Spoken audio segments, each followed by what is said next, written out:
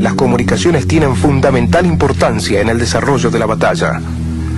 El testimonio de Adolfo Lorea nos explica su función en el conflicto. Como operador radiotelegrafista, para cumplir las funciones de enlazar las Islas Malvinas con el continente. A las Islas Malvinas viajamos un equipo por parte de la empresa de 3 personas, 2 operadores radiotelegrafistas y un técnico. El aporte en sus primeros momentos fueron hacia la Fuerza Aérea, que luego a través del tiempo se fueron implementando, tratando de poner más servicios en el aire, como ser telefonía, radioteletipo y radiofoto. Los sistemas de emisiones eran constantemente controlados por los técnicos, quienes en reiteradas veces se arriesgaban yendo a la planta transmisora bajo el intenso bombardeo de las fragatas inglesas. Terminada nuestra labor en Puerto Argentino, después de casi 55 días de intensas comunicaciones hacia el continente, se nos da como terminada nuestra labor y se nos da la autorización de partir hacia el continente. La incansable labor de las tripulaciones de helicópteros se destaca aún más por las situaciones de alto riesgo que acompañaron todas sus misiones y porque operaron desprovistos de armamentos para defenderse en casos de ataque. El relato del comodoro Oscar Pose ilustra este aspecto. Nuestros helicópteros participaron del conflicto del Atlántico Sur desde el primer momento, llegando a las islas a partir del día 2 de abril. Las tareas que realizaron fueron múltiples debido a la flexibilidad operativa que es propia de los helicópteros. Pero como un resumen del trabajo que realizaron, se puede decir que volaron 520 horas en las islas, transportaron 2.000 hombres y 500 toneladas de carga. Cargas tales como piezas de artillería antiaérea, municiones, cañones, víveres. Transportaron un regimiento completo entre las proximidades de Puerto Argentino y Puerto Darwin bajo la constante amenaza de las patrullas aéreas inglesas. Este fue el regimiento de infantería número 12. Efectuaron vuelos de reconocimiento sobre el mar en procura de localizar unidades navales enemigas. Rescataron 10 náufragos y 8 pilotos eyectados. También participaron de la batalla de Darwin, llevando refuerzos hasta último momento. Y 48 horas después, cuando ya las defensas habían cedido, pudieron rescatar a una patrulla de la base aérea Cóndor que estaba compuesta por un alférez y 2 soldados, quienes ocultos en un pozo y cubiertos por la nieve, se negaban a ser prisioneros de los ingleses. La satisfacción de las tripulaciones de helicópteros es haber cumplido el 100% de las tareas que le fueron ordenadas, no haber perdido ninguna aeronave en combate y, por la gracia de Dios, haber regresado sin bajas al continente. El 13 de julio, víspera del final de las operaciones, un misil derriba uno de los Canberra que bombardeaba Monte Kent y muere el navegador capitán Fernando Casal. El piloto capitán Roberto Pastrán sobrevive al eyectarse del avión y nos describe este hecho. Llegamos a un punto estimado de unas 50 millas al sur de Puerto Argentino para poner rumbo norte y aproximarnos al lugar del ataque. Este consistía en el lanzamiento de bombas de 1000 libras sobre un objetivo establecido en las inmediaciones del Monte Kent, sobre las tropas inglesas que avanzaban sin pausa sobre Puerto Argentino. Era una misión de apoyo a las fuerzas terrestres argentinas. Llegamos al objetivo aproximadamente a las 22:55 minutos. Lanzamos nuestras bombas, mi avión y mi numeral, y pudimos observar el resplandor de los fogonazos que varios kilómetros más abajo producían nuestras bombas. Iniciamos el escape con un rumbo sur, aproximadamente hacia el mismo lugar que habíamos ingresar. En un momento determinado, un misil que no pude observar impactó directamente en la panza de mi avión. Me estaban derribando luego de haber lanzado nuestras bombas. Seguimos cayendo con nuestro avión hasta aproximadamente una altura de unos 2000 metros. En la comunicación con mi navegador, el entonces capitán Fernando Casado, habíamos establecido las normas para poder eyectarnos y hacer abandono del avión. Su asiento eyectable estaba fuera de servicio.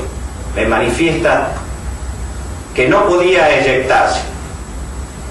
Unas decenas de metros más abajo, cuando le informo que yo necesito eyectarme por cuanto el avión había entrado en tirabuzón y era totalmente incontrolable, ya no me contesta.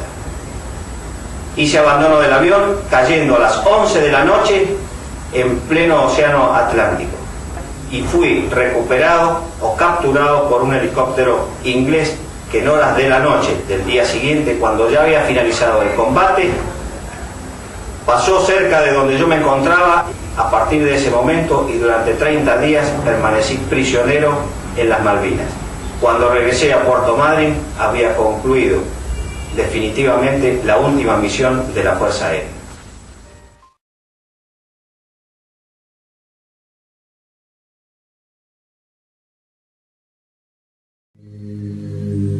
Las comunicaciones tienen fundamental importancia en el desarrollo de la batalla.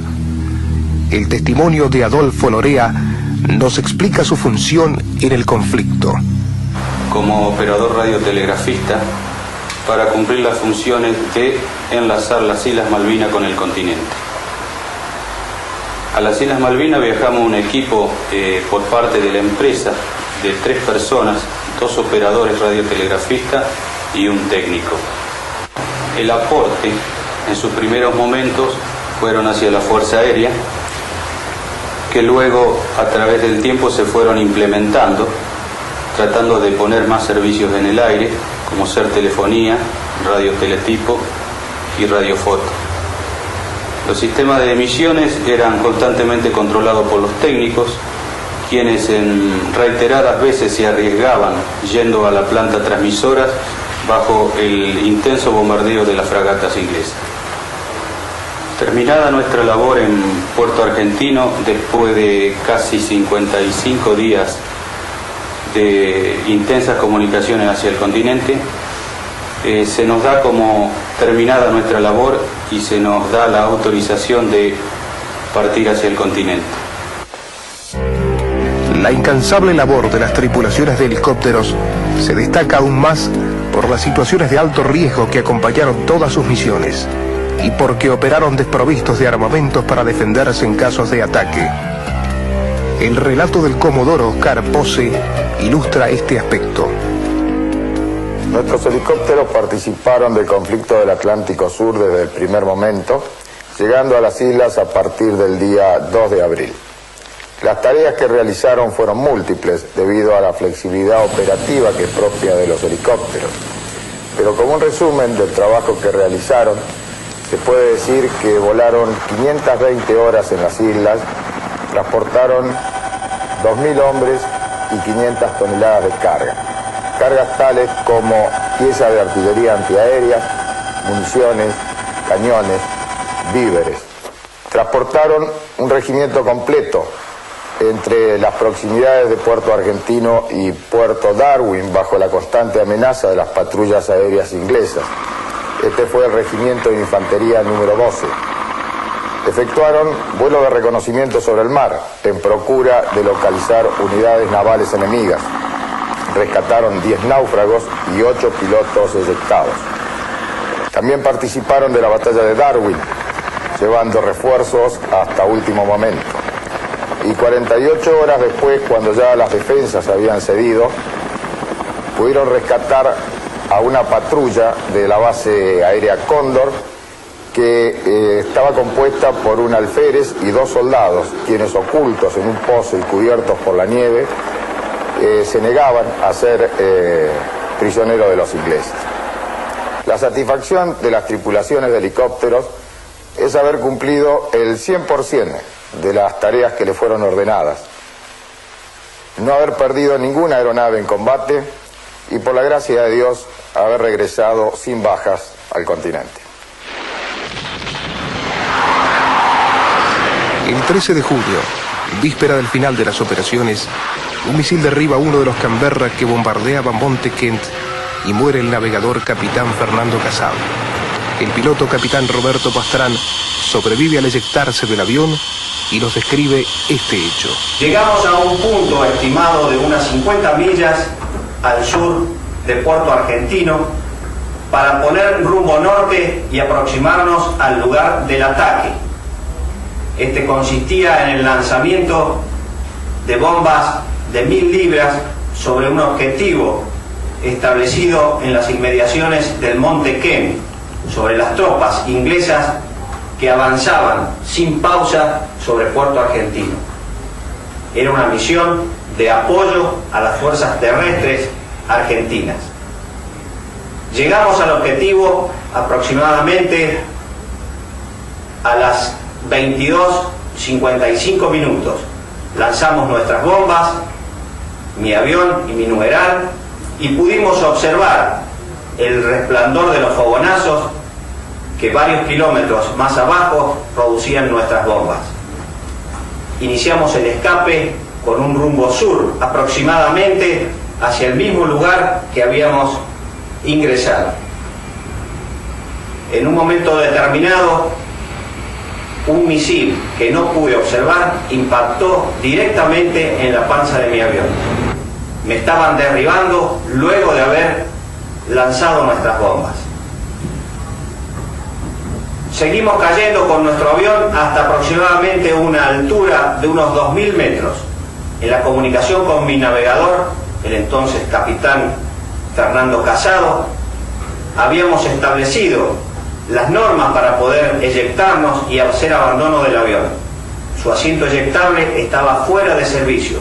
Me manifiesta que no podía eyectarse.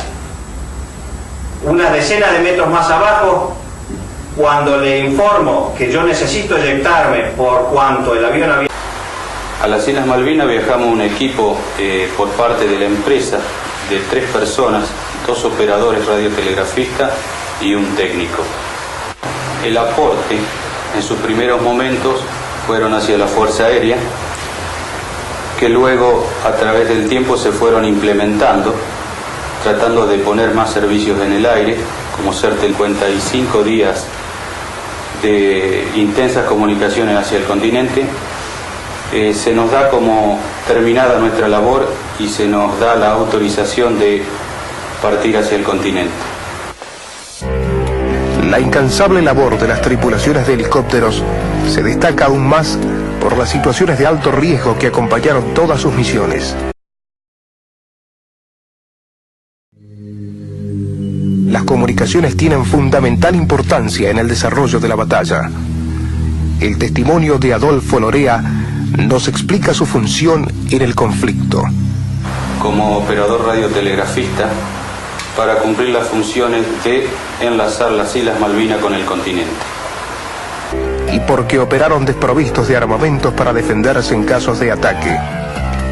El relato del comodoro Oscar Pose ilustra este aspecto. Nuestros helicópteros participaron del conflicto del Atlántico Sur desde el primer momento, llegando a las islas a partir del día 2 de abril. Las tareas que realizaron fueron múltiples debido a la flexibilidad. Telefonía, radioteletipo y radiofoto. Los sistemas de emisiones eran constantemente controlados por los técnicos, quienes en reiteradas veces se arriesgaban yendo a la planta transmisora bajo el intenso bombardeo de las fragatas inglesas. Terminada nuestra labor en Puerto Argentino, después de casi